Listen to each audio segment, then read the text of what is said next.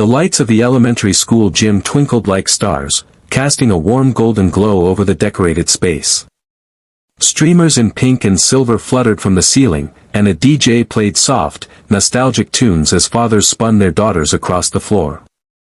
The annual father-daughter dance had always been a cherished event in the town, a night of giggles, memories, and moments that little girls would treasure forever. But in a quiet corner near the punch table stood a young girl, no older than 9.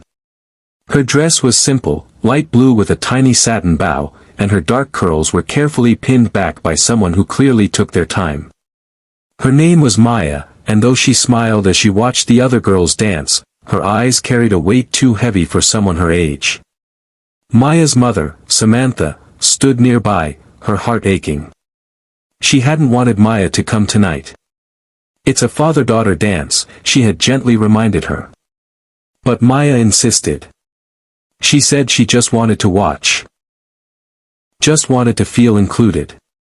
Samantha knew the truth. Her daughter was holding on to hope that had long been abandoned. Across the room, Nathan Cole, the CEO of a massive tech company and the guest speaker for the school's STEM scholarship program, arrived in a tailored suit, walking with the confidence of someone used to owning the room. He shook hands with the principal, gave a quick nod to the mayor, and surveyed the dance floor, a practiced smile on his face. Then, his eyes froze. There she was. Samantha. The woman he had once loved, deeply, recklessly, before walking away when she told him she was pregnant. Back then, Nathan was just a struggling coder, scared and selfish. He chose ambition over responsibility, telling himself it was for the best. He never saw the baby. Never called. Never looked back. Now, more than a decade later, she stood just yards away, and beside her was a little girl who looked far too familiar. His breath caught. The same eyes. The same nose. A mirror of his younger sister when she was a child. Maya had noticed him too. She had seen his face once, a faded photo her mother kept tucked away in a drawer she thought Maya didn't know about. Maya turned to Samantha and asked softly, "Is that him?" Samantha hesitated, then nodded. Yes. Maya's heart thudded in her chest. She had rehearsed this moment 100 times in her head. What if he said no? What if he walked away again? Still, she took a deep breath and walked toward him. Nathan, startled, blinked as she approached. She stopped right in front of him, looked up, and with the most innocent yet powerful voice asked, "Can I dance with you?" Silence. The music swelled behind them, and for a second, everything else disappeared. He looked at her, really looked, and something inside him crumbled. "Me?" he stammered. She nodded. Just one dance. His knees weakened. This little girl, the daughter he had abandoned before she ever breathed her first breath, was asking him for a moment he hadn't earned. A moment he didn't deserve. But Maya wasn't asking for an apology. She wasn't even asking for answers. She was offering something far harder to give, a chance. With trembling hands, Nathan knelt and took hers. "I would be honored." The dance floor cleared slightly as other fathers turned to watch.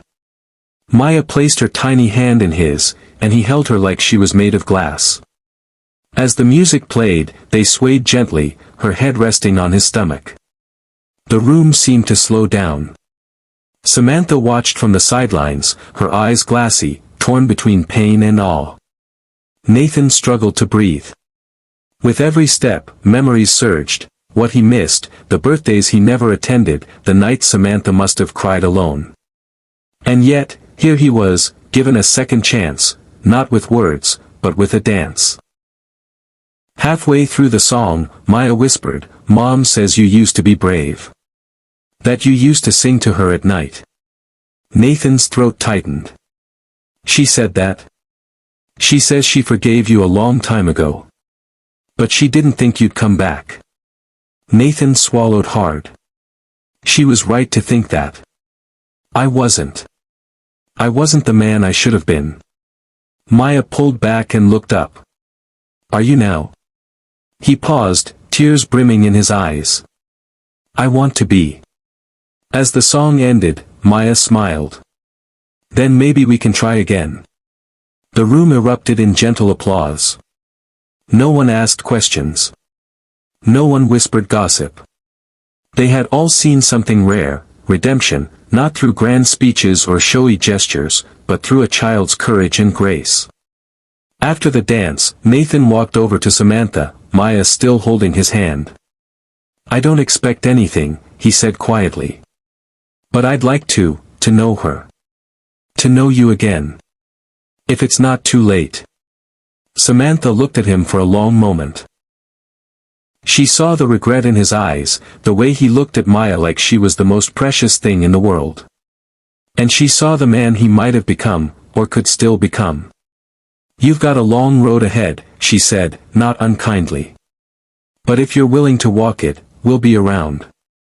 Nathan nodded, his voice nearly breaking. I will.